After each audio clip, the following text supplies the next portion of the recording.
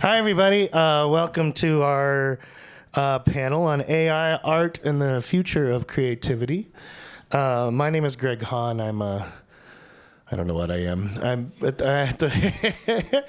I'm a longtime Hackfort guy and just excited to always play a part in this. Not a subject matter expert in this at all, though I have lately been taken to asking ChatGPT to describe Salvador Dali paintings, and then I take that and I plug it into Photoshop's AI to see what it creates. And that's what I do when I'm insomniatic, and it's real weird and interesting. You should try it. So I'll just kind of introduce the panel here, and then we'll kind of launch in and probably pretty quickly get to some questions. And we've got some folks, a really fascinating group. So I'm going to start there at the end. Noah Riley, his outfit's called AI Genius Consulting. He's tech marketing, graphic design background. Calls himself a professional nerd, which makes him fit right in here at Hackfort. Believes that AI has an ethical use to create the most valuable thing we have on this planet, which is time. And we've never before encountered a technology with such incredible power to leverage and multiply time by AI. It's fascinating because I've had when I tell people I'm moderating this, they, of course, just start talking about it. And a friend of mine, one of the other Hackfort founders, actually downstairs, said that he's like both excited about the amazing future and terrified at the same time, and I think we all are. Next to him is a Boise guy, Josh Johnston. He builds new products with AI at Equifax. He led the AI transformation at Count, which was a big early supporter of Hackfort too. So really long time connection there. Count then sold for an ungodly amount of money. And he has run research teams fighting credit card fraud, building autonomous robots for DARPA and military labs, self-driving cars, autonomy for bomb disposal robots, Sea Hunter unmanned anti-submarine warfare vessel. And it's dawning on me, Josh, I think the last time I saw you speak was about technology with the INL folks at City Club, right? That was a piece. So there's a lot of really great experience there. Bachelor in Science in Electrical Engineering and Mechanical Engineering from Duke, and Master of Science in Robotics from Carnegie Mellon. We did have a Pittsburgher here earlier from one of our panels, but I don't see him at the moment. Next to him is Matt Klein, also brought to Boise because of a former Hackfort founder, Jordan Hawks, who saw Matt speak at a conference and thought, well, this guy is right in line with what we talk about here. So here he is. He's a Webby Award-winning writer and an Insight's 250's top voice in market research. Works with a lot of organizations trying to make sense of cultural change. Talks about foresight, investment strategy. He publishes a zine that unpacks cultural trends and really helps government officials and students around the world. Looking forward to his perspective. And right here next to me are Kika and Tala in this order. And they are Kika MacFarlane and Tala Schlossberg. Their outfit's called Two Toes Creative. Kika's here in Haley in Idaho. Is an illustrator, artist, visual designer. Does print and digital design and has done stuff with Patagonia, Target, Yeti, Center for American Progress. Not all Haley-related things, but some of them clearly are. And Tara is in New York City, animator, writer, producer, works with the New York Times opinion section, and specializes in distilling complex information and experimenting with unique animation techniques. And I think I have certainly seen some of your work because I love those big scrolling things that kind of walk you through all the data that the Times does. And they met each other. I got this in when they were in college, and I thought one day wouldn't it be cool if we could work together? And now that everybody doesn't have to be in the same town, they do it. So that's really great. So thank you all, first of all, for being here. And I guess the first question really is, are we doomed? And maybe I'll start with Noah, who probably will say we're not. And by we, I mean the creative world. No, we're not doomed. Yeah, it's definitely interesting. I just was talking about this. I was kind of doing the AI alchemy thing, kind of going through all these different social media tools, marketing ideas, how to create content, image generation, video generation, music generation, and I kind of asked the audience when I was talking, you guys are already at the point where you can recognize when someone just puts a prompt into ChatGPT and then posts it on their social media. And you see instantly, you're like, oh, that's an AI generated thing. Well, and then what's your feeling about that? Well, they're like, well, exactly. So is there still a premium on being good at it? Is there still a premium at having those extra skills? Maybe you can take something that's AI generated and move it into a different medium like Photoshop, where it requires a significant amount of expertise, not just in the technical skills of the program, but also in your eye for composition, being able to make it consistent with your branding. I mean, if you're an artist and if you're a digital artist, you're probably suffering more, just because creating digital art is usually it's a labor of love. It's a very long, intense process, and those things are very difficult to distinguish from each other, those pieces of art. But again, this to me is one of those things where the tool itself won't dictate, what the future looks like. It's the people who are using the tool. You're going to see people who are using AI to create things that we've never seen before, and those are the people who are like, okay, well, where's the opportunity here?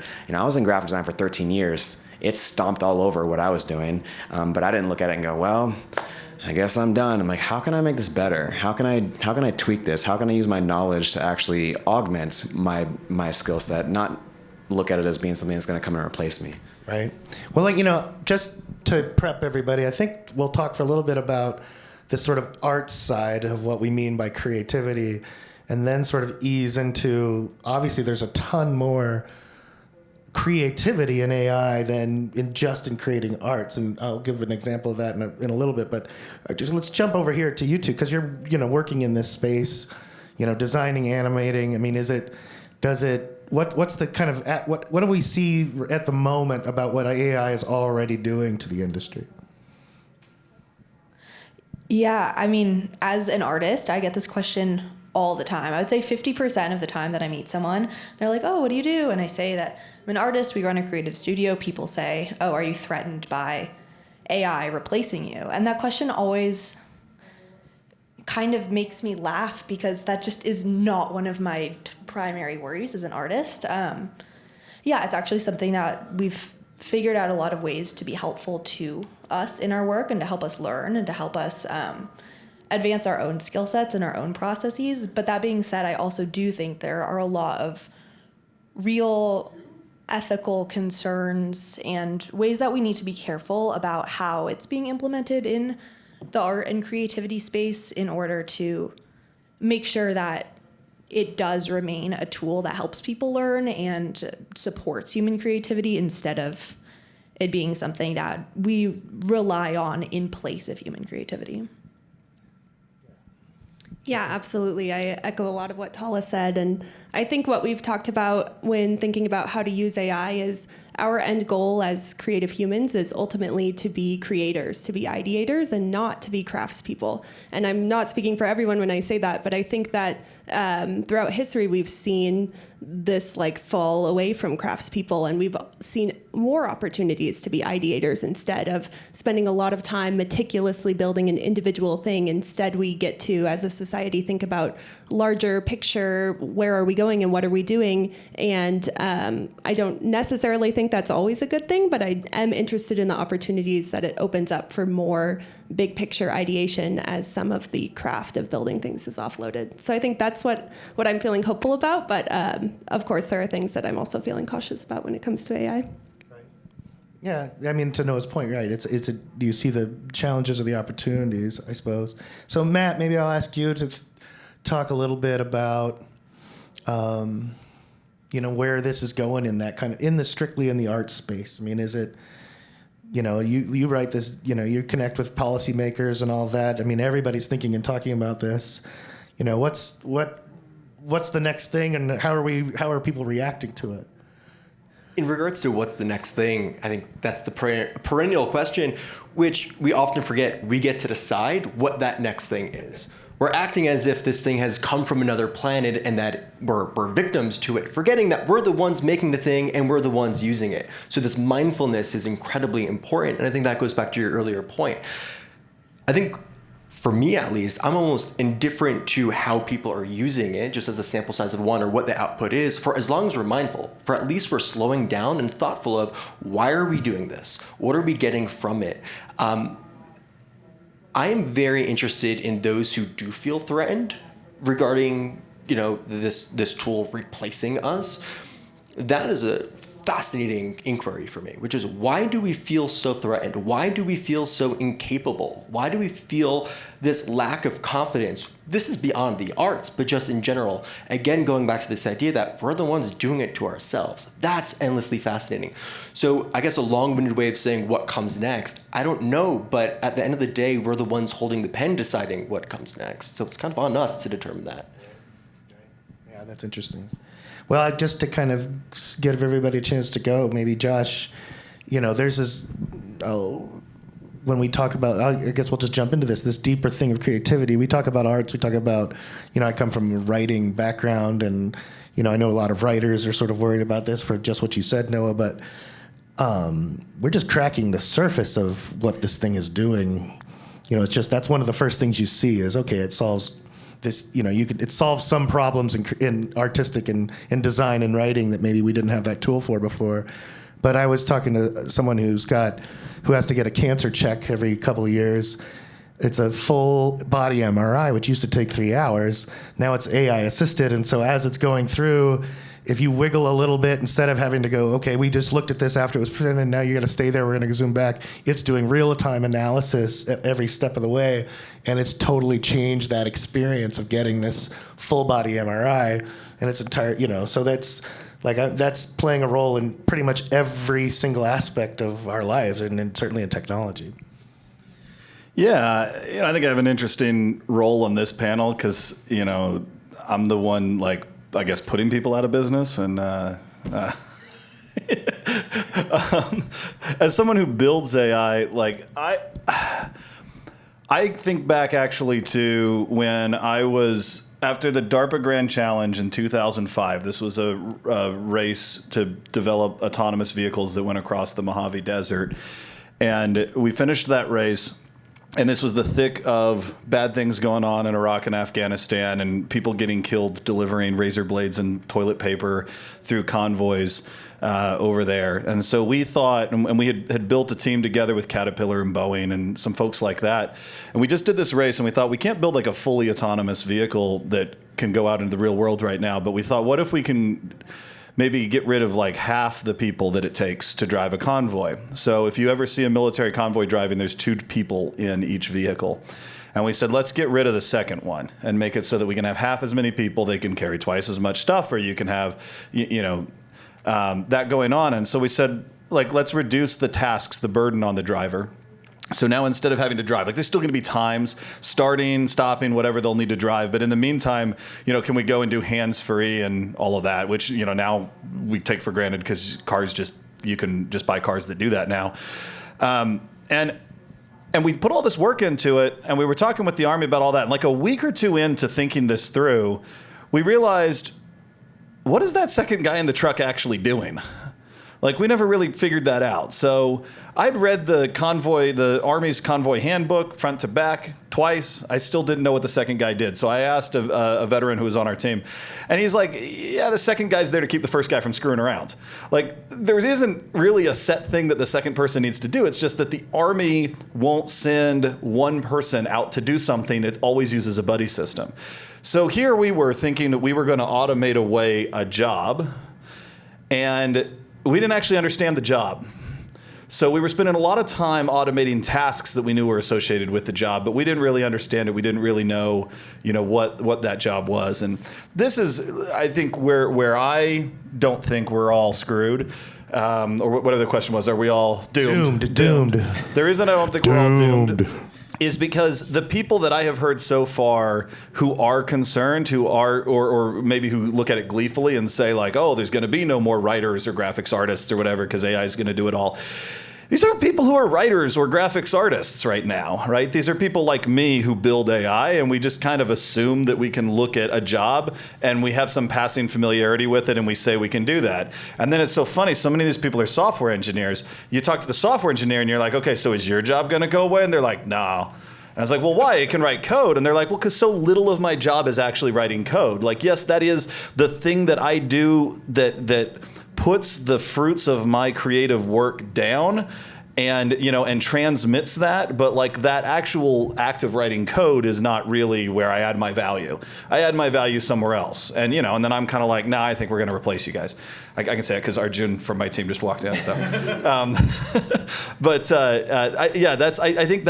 think there is a big gap between we see some skills that certainly AI can do or can help with. That's not the same as that bundle of activities that is a job that somebody gets paid for.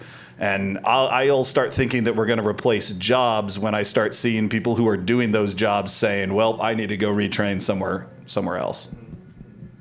Well, and it does happen, right? I mean, this isn't the only technology that's ever altered the face of the workforce. But maybe, Matt, why is this conversation different? I mean, I remember you can always link things back to previous kind of big disruptive moments, and this seems like people are ready for a big disruptive moment. Yeah. I don't think there's two more dissimilar jobs than that of a military convoy driver and a screenwriter, perhaps. But I think within that... They both pay cash money. Sure, there's that. There's that. But I think maybe the difference here One becomes the other after they get back. That's how we get war movies. I think the insight in that is this idea of friction, right? We're talking about kind of replacing the friction or the time within a job. We so often forget that the time and the friction is the thing of value.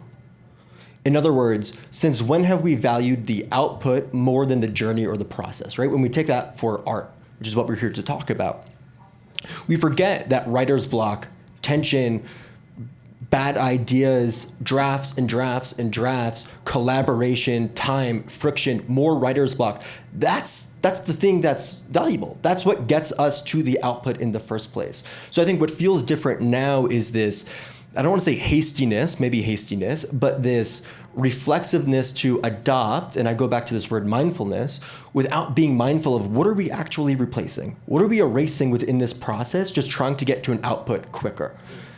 Forgetting that, again, it's that friction that is where there is value. So I think this go around, that's what feels particularly unique. This kind of reflexive, quick, let's just wipe that out because we can, not necessarily because we should.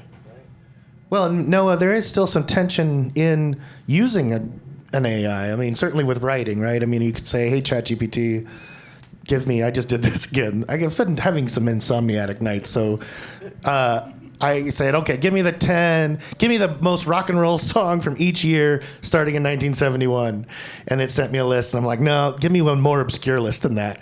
So it's like, even if I were trying to produce, and this is, again, just for me to go to sleep, but if I were to build something, it would be a give and take. There would still be a creative effort into it. And you guys jump in on that too. But I mean, have you experienced that? I mean, it just changes your approach to where that tension hits, I suppose. Right, where the tension hits. So something interesting about the psychological process of looking at something that can do what you do better than you and 1,000 times faster. There is something that's interestingly human about this entire conversation from two sides. One is that we have to look at a technology like this and then wonder what makes us valuable as humans, especially when you see something that gets created that does these kinds of things that you pour your heart and soul into, and now people can't tell the difference between one and the other, the machine and the man. The other side of it is where this paradox where it makes us more human because it has the ability to do these very tedious, non-human, repetitive, meticulous tasks so that you can go do things that only a human can do, like hug your kids. And so you have a very, very different approaches to how you can start to look at why this would affect society the way that it does. And if, on one hand, you have companies that are building AI and building systems, and then when they'll take somebody from their company, and then they'll say, you have all this knowledge, help me train this AI. And they're like, oh, cool, awesome, we're using AI. And then they're like, man, this AI is working really well. You're done. You are now replaced by the AI that you trained. That's like maybe the big majority. And that's the less progressive way of thinking. The people who are at the forefront of this realize that you don't build an AI and then take the person who built it and then replace them with it. You empower them with it. Now that they have 30 extra hours a week, what more can you do with that? What more can you do with that the AI can't? I really have a problem with people who act like that's not happening. And that example that you gave about the cancer thing, we really get drawn to the doom and gloom and all the bad and what might happen. And we don't really know. In the meantime, while it's able to do things like that, while it's able to save a small business owner, a solopreneur, 10 to 15 hours a week where they were working 80 hours a week, while it's being used to detect early onset Alzheimer's, while it's being used for all of these incredible things, like, yes, it's an amplitude wave. I mean, we are having a tool that just has this incredible power. You can take that hammer and you can hit somebody with it. You can take the hammer, you can build a house with it. The tool is neutral. It's just a tool. So I always encourage people, don't look at it like it's the entity that's outside of yourself, Matt. Like it's not this big bad thing coming to get you. Don't look at it like that. It's a power suit. Don't be afraid of it. If it has the ability to augment what you do, and then you can do these incredible things, and then you come back to it and you have twice as much time in your life as you did before. I mean, what's more human than time? Like, we're all gonna die. Like, at the end of the day, like, why would you spend your whole time being like, no. Like, there's so much you can do with that extra time that you get, And for the people who are getting laid off, or the people who are being replaced, yeah, bad things happen whether or not AI comes, where this isn't like the sole bad thing. It's a mentality towards those things. There's a lot, and that's what I'm saying. We're having a very human moment here, like as a world, kind of encountering this technology that's just really challenging what it means. Like, what are we? We're looking for the first time in human history that I know of where people are thinking, are we about to become like a secondary species on this planet? This is some heavy stuff. And so for people that have those concerns, I always encourage you, come into the conversation. This stuff's not going anywhere. It is not going away. Bring your concerns, bring the ethics, bring the morals. If you remove yourself from the conversation, the only people left are people without ethics and morals and concerns. So for that reason, I really appreciate, having discussions like this and having people be able to ask these kinds of questions, because I think they're really important. Yeah, I agree 100% with everything you said. And I think it's important when we think about the fear around AI to remember what it is. It's a language learning model. So it's trained on what we have created as humanity. It will never create anything truly new or come up with a truly new idea, because all it's doing is looking at what we have created and synthesizing that and rearranging it and outputting it in different ways. So in that sense, I think like the fear that AI is going to develop something so new, I think it will make amazing connections for us and it will do amazing work, but I think there will always need to be that human input to get it to produce new and interesting things. And I think to Matt's point about like what do we as society value when it comes to art, I think when we go to see a movie or we go to look at a painting, what we're trying to do is to understand who we are as humans and to connect with our own human experience, but also the experience of the person who created that. And so when we think about AI as a tool to get there, we can still ask ourselves, like, what was the person feeling and experiencing when they created this? And that's really what we're after. Like, we cannot separate the output from the artist and their experience and their process. And I think I'm already seeing, and I'm curious to see if there's more of an increased value on analog processes and things that are physical. Like already in the digital realm, people are so excited to have things that they can hold or things that they can see, like how was that painted and then processed into something digitally. Like the value around that is only increasing, and I'm curious to see how AI creates more legislation, but also just increased demand for more experiences of like what the artist did as they created things. Yeah. Just to add to that, I really think there's something to be said about the process behind art. And also to your point before, most art doesn't happen because an artist thinks about an idea for a painting and then they go into the room and then they execute their idea and they're the painting. Like maybe in some cases someone has that kind of stroke and does it and it's right there. But I think really what art is it's an intimate way of being able to follow the authentic way someone's brain problem solves. Art is like starting with an idea, but then it's having that idea spark another idea, that sparks another idea, that sparks another idea.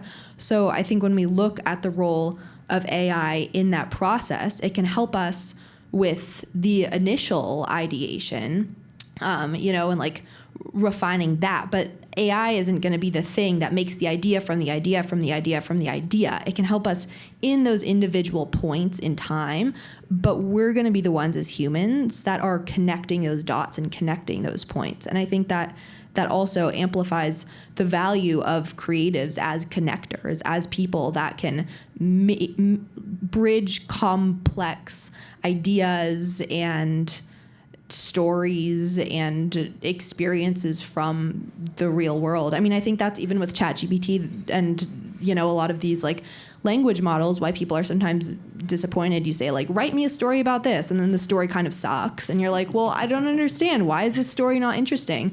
Because a lot of writing isn't just having the grammatical skills as a writer. It's having an idea for a story based off of something real to you and then writing it and then getting frustrated and then taking a walk and then overhearing a random conversation and then writing the whole thing from the character of the person you heard in a fight with their wife on the sidewalk and like doing that again multiple times. And it's just that the intricacy of that human experience isn't something that I think can be replicated by machines, but the technical aspects of making that are things that it can help us with.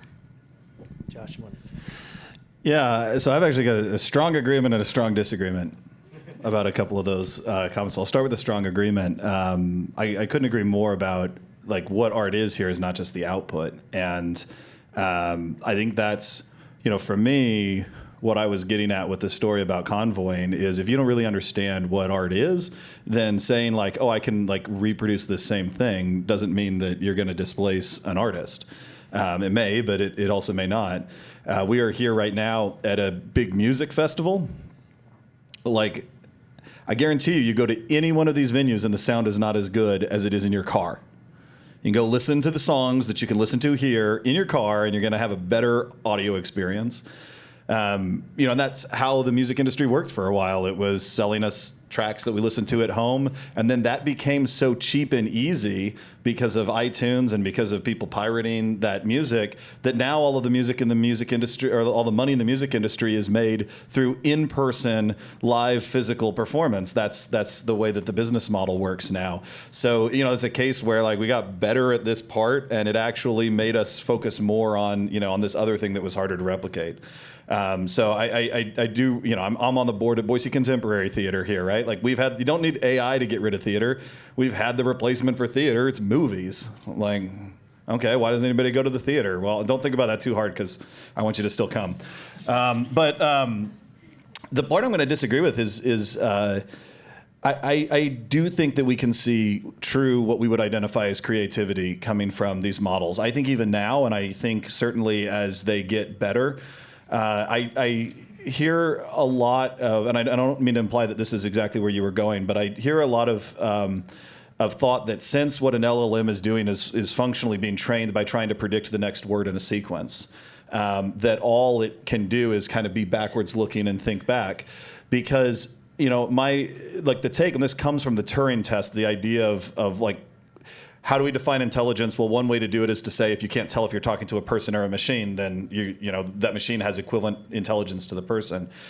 So if I can predict a conversation with you and I can predict everything that you're going to say back to me, then I couldn't do that without also being able to replicate your thought processes and all of the deeper understanding and abstract representations of knowledge and even creativity. So we might be able to say that like an LLM can't actually successfully complete your sentences because there is something you have that it doesn't have. That may be true. I don't think we have any evidence right now that that is an actual stumbling block. And in fact, I'm going to leave that here because I'm I've got a talk on Saturday. I'll pitch my talk on Saturday. You should all come to. Here, and this is one of the things I'm gonna be kind of focusing on there. But but it really is amazing how with these advancements we are getting this abstract representation. It's going well beyond like some kind of a statistical model, and so I do think whether we're there now or not, I do think that we will see indistinguishable creativity, the same as we're in some ways seeing indistinguishable writing. That's coming out now. Actually, with do you remember the pitcher analogy you made at the City Club? It was Philip. It was like, oh yeah. Can you just, because now that to me, that really helped a lot of this sink in. You could have just done this and pretended it was yours, and I would have been like, that's some smart stuff. So smart. No, this is great. the language learning model, like, right. Yeah. So one of the really hard problems that large language models solve is this idea of attention. So it's understanding meanings of words based on other words in the context. And a simplest example of this I've heard is that if I have a pitcher and a cup and I say, I'm going to pour water from the pitcher into the cup until it's full, the word "it" means the cup. If I say, I'm going to pour water from this pitcher into the cup until it's empty, the word "it" means the pitcher.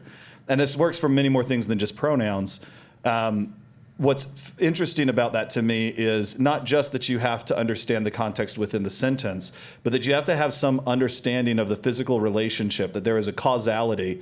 Pouring water from something into something means you have less water in the thing you're pouring from, more water in the thing that you're pouring to. So, like, it's not enough to just have the language, like, to be able to solve that problem. And that is a problem that LLMs actually can do that now, where they can pretty consistently. This is how you used to be able to fake out chatbots, was with questions like that. And, when I say I'm going to pour water from the pitcher into the cup, what gets full? And it doesn't know if it's the pitcher or the cup. And now, with if you ask that to ChatGPT, it will know. And that means that it has to have an understanding, knowledge structure of these relationships and, of these physics of the real world. Yeah, interesting. I got one more question, but then I'm going to jump into you guys, so think of your questions. And this is about that creativity, and you kind of hinted at it too. So I'm going to write a note to use that on Saturday. Yeah, it's a good one. It really stuck with me. I've said it. I could have said it to other people because I remember it so well. As this creativity is happening, it's pulling from existing creativity that humans have thrown into the world. So, of course, one of the fears, and certainly in the arts community, is what does that mean? If I've sort of poured my heart and soul into something, and then it can just get grabbed by the computers and twist it around and spit it out, but it's using mine. I mean, how should we be looking? And this probably all of you have an opinion on this, at sort of intellectual property when it comes to AI. Whoever wants to go first. I work for Equifax. I don't want to touch that one. Get asked this question a lot. The current law, just to be clear, doesn't protect any AI created anything. There has to be, I want to say the wording is like a significant human contribution. I can't remember the exact wording, but it has to be something that they deem to be mostly your creation. So if you put a prompt into something, you don't get any copyright protection. And for the people who were having their stuff scraped, like having their art and images scraped, it's definitely an interesting argument. They're going to have to be pretty specific about how they word it when they do start making legislation about this, because the process that people are describing and that is infuriating artists everywhere is the exact same process that every single designer, artist, and creator has been doing forever, which is I want inspiration. So I go to Dribbble, I go to Pexels, I go to wherever, and I start scrolling through a bunch of images. I take, I like this background, I like this color scheme, I like these shapes, and you amalgamate it into your own creation, which is more or less what image generators are doing. The reason people are so mad about it is because it's doing it so much faster and better than we are. So we're all mad now. We were mad about it before. I think there is some merit to the idea, but there's a very simple solution. In the future, unfortunately, they already did the scraping. I don't know how they're going to retroactively make this a thing. But in the future, it'll be just like in your robot.txt file, where you'll be able to say that you can't scrape these images, and that'll be it. And it'll be simple. You don't want AI to train your images. It'll just be a little thing that says you can't. And then if you can prove that somehow some organization has done that, then you can go after them legally. Right now, we just don't have the legislation in place to support it. As far as, the more human aspect of that,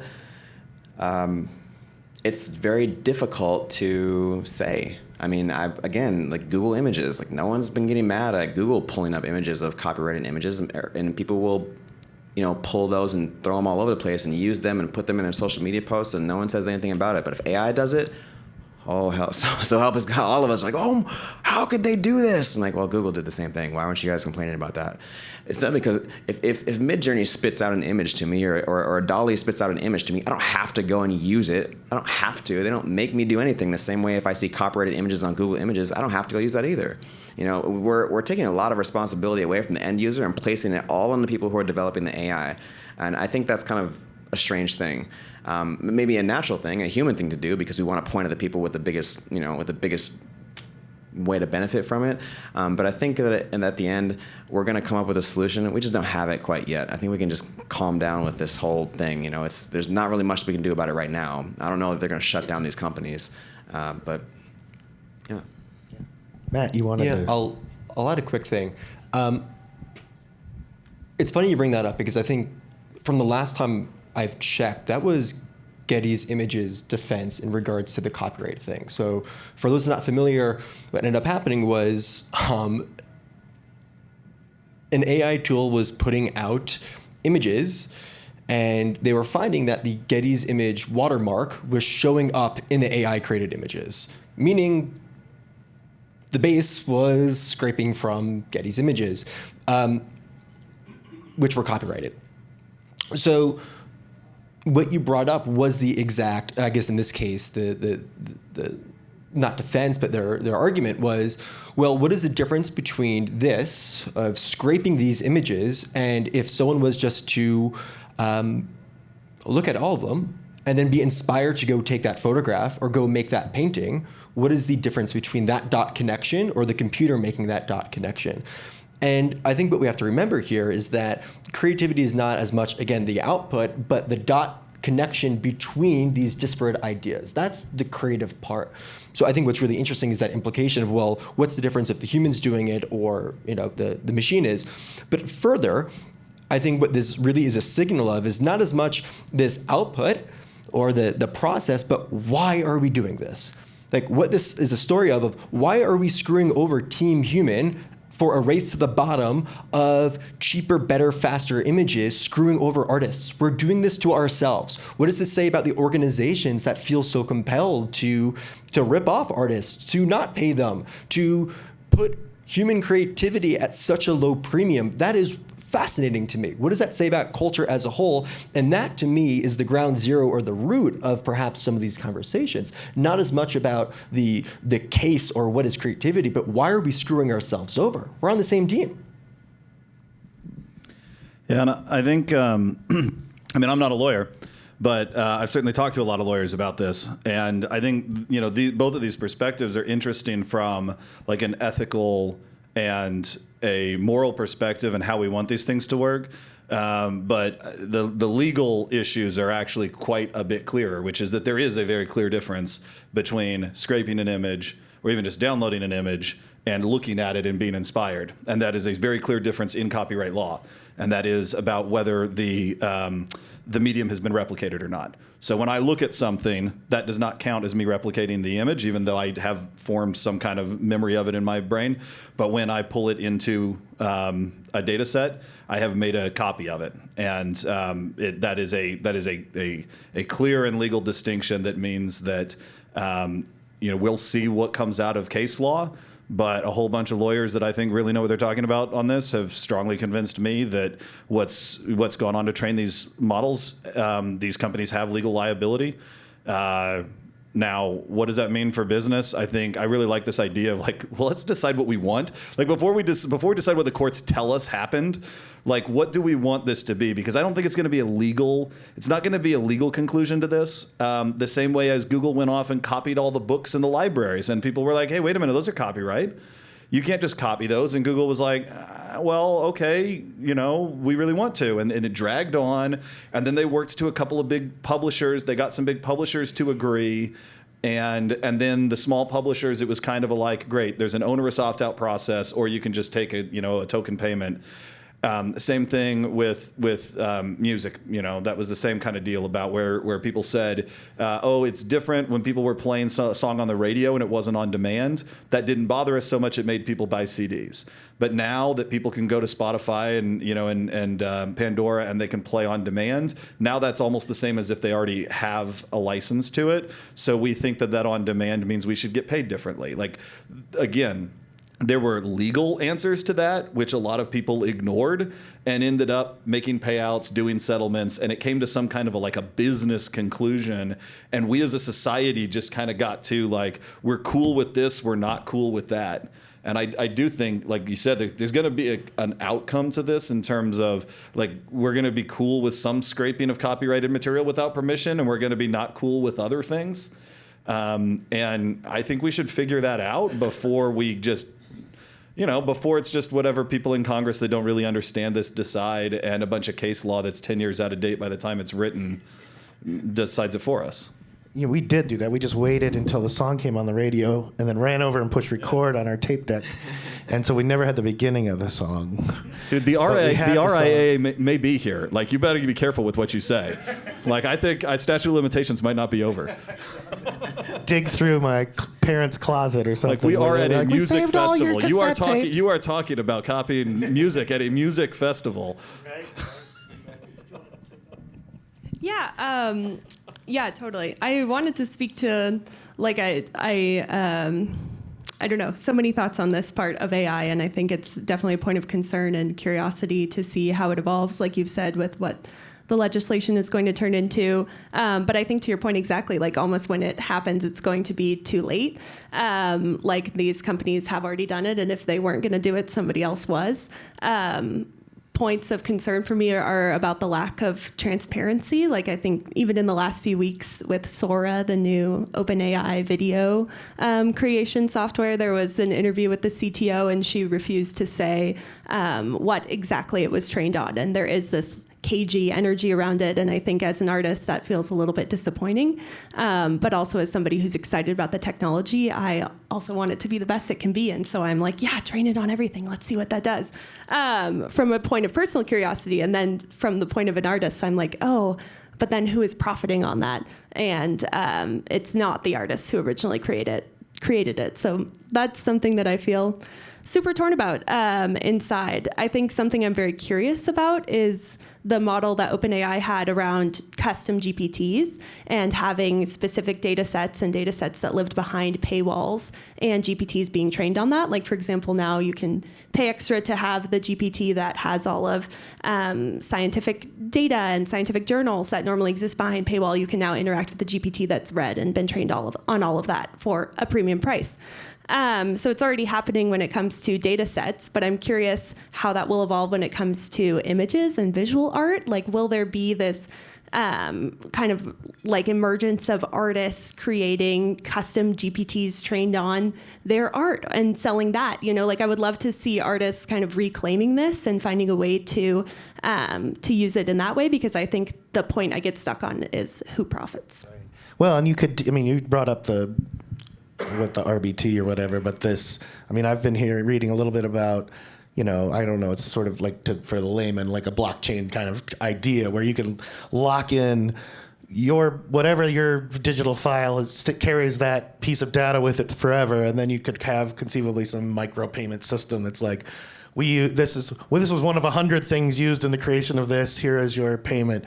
But, having come from journalism, newspaper journalism, it's not always somebody else who's making a lot of money on it. It's just that the technology has made it so universally available that it's nobody's making money off of it anymore. And so that's part of it, too.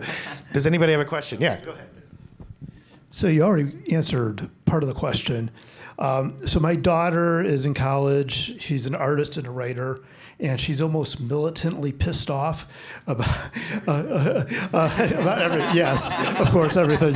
But especially how ChatGPT, et cetera, used everybody's creative work and effort without giving them any kind of compensation. And I'm like, well, you're not wrong, but you can't unring the bell. How do I talk her off the ledge? What would you say to an idealistic artist creator? Yeah, I love that question because I know a lot of those also in my life. I mean, I think figure out how to use it to your advantage. Figure out how to, either develop your own model, or I think two main ways, because I think there's kind of two big categories that we use AI within our art. I mean, the first one is like to train it on our creative processes, the things that we do, the things that we know how our brain works, that no one else knows how our brain works, and then like use it for our own processes, for ourselves to generate new information. I think writing especially, it's such a good tool to help get over things like creative block, not because it's going to write your sentences for you, but if you're stuck on something, to have something to be like, generate 20 ideas of what could happen next. And even if you don't use any of those 20 ideas, suddenly you have 20 different things to react to and problem solve against. It's like another point of stimuli to react to. And I think that is a really valuable thing to have as a creator. And then I think the other way that is really helpful as an artist or as a creator to think about using it is, okay, what are the things not related to your art, but more related to how to market your art, how to sell yourself, how to package your art that maybe aren't your skill sets, that you can offload to things like this to free yourself to make the art and to be able to reach the audience that you're looking for. So some of the business tools and the marketing tools and the strategy around that, that might not be the number one instinct. I think those are like the two ways we use it a lot. Yeah. I mean, so I was in branding for a long time, and that's just coming up with some half the, there's really intentional parts of it, and then there's the really boring, like, what we need a snappy thing.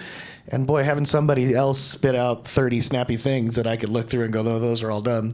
Like at Boise State, we created our crowdfunding platform, and we had a big board, and there were all these people just thinking and throwing everything up there. And one of our writers walked by the room, looked in, saw the board, and just said, "Pony up," and then just kept walking. And it changed the whole damn thing, and that's what we called it. But we could have used one thing I'd add to that is also like. There are opportunities because there are things that are going to change. Something that I did read about one time, back in the sense of like, how does an artist actually make money? I read an article one time that talked about how people decide how much to charge for paintings, which I found fascinating because there's actually kind of like, sort of like an algorithm for it. And there's a few factors that tend to be important. And it's things like the type of media that they use, the amount of time that the artist takes to make it, but like size of the painting is a major factor.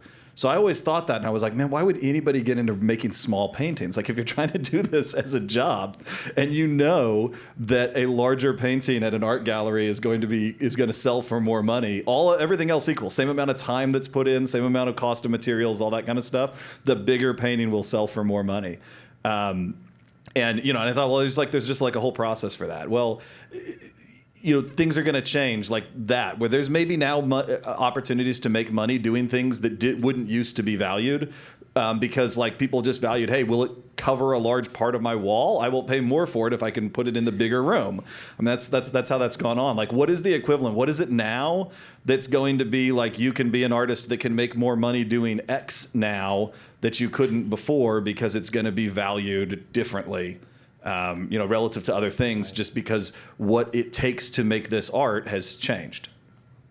Does anybody, we can have another question out here? Because well, you guys did a good job. Yeah, jump in. I have a friend that I talked to last night. He's a travel blog writer, and his traffic to his website and business coming in is slowing significantly. And, he told me that he's been very much against social media for several reasons. And during this conversation, he was telling me about this 3-month trip that he just took to, Kazakhstan and all the stands. I don't know how many stands there are. A lot of stands, Belgium, and like all over Europe, and like all these amazing things that have happened. I'd be like, this is what's valuable about what you do. And I was like, you need to stop restricting, stop being in that place where you just want to push stuff out and get curious. Like, you think that people don't want to know these things? You think that if you didn't get on camera and tell these stories that people wouldn't want to go to these places? You're a travel blog writer and you want to rely on this technology like that, well, I mean, which was just writing, and it's like now it's not getting as much traffic, and I'm like, it's not. It kind of to the point that everyone seems to have been making. Like, it is the human element that is valuable about it. Like, get yourself out there. Maybe you don't want to be on camera. Well, you know what? Things are changing. Like, maybe there is value in doing things in person. Maybe there is something like introduce the human element in any way that you can, because I guarantee you, as time goes on, just like with the concerts, like, there will be a higher and higher and higher premium on everything that we can identify. Like, a person actually did that? That's crazy, you know? So it's not like art is dead or writing is dead. You're gonna have to find unique ways to put that human stamp on it to where someone can know, wow, they really took the time to do that. And it'll become more valuable, not less valuable.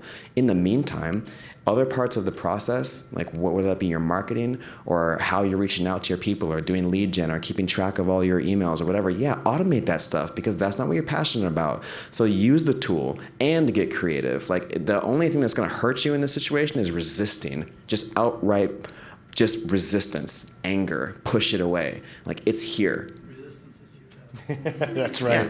You know, it's such a great. Celebrity butchers that you can pay hundreds of dollars to go like take a class from a celebrity butcher, and that would be such a ridiculous concept for like the entire span of human history, except for like the last 18 minutes. Well, that's the deal. It's like you're saying, like, it's what the value in that proposition is different now than it used to be. Because it's just a human experience. And I like, even yesterday when I post on my social media, I was with the thing behind me and I was like, look at this, guys.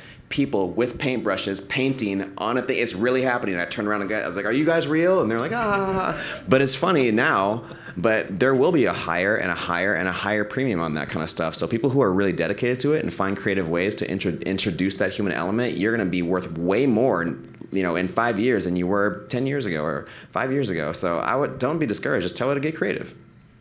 That's great. That's great advice. Well, we've gone over a little bit, but I just want to thank you all for being here. And who all has multiple things coming up? So Josh is talking on Saturday. Yeah. Matt, what Saturday? I think we're on the same panel again. Okay. You guys have more? Yeah, we have a couple workshops coming up. They're going to be really fun if anyone's interested. Awesome. So check out the schedule and Find me a tree for it. yeah, I've got one more panel on Saturday too. So some of you guys might be on it. My band played last night, so you missed me. I'm sorry. But thank you guys so much, and thank you all for coming. Yeah. Happy Tree Fort and Hackfort.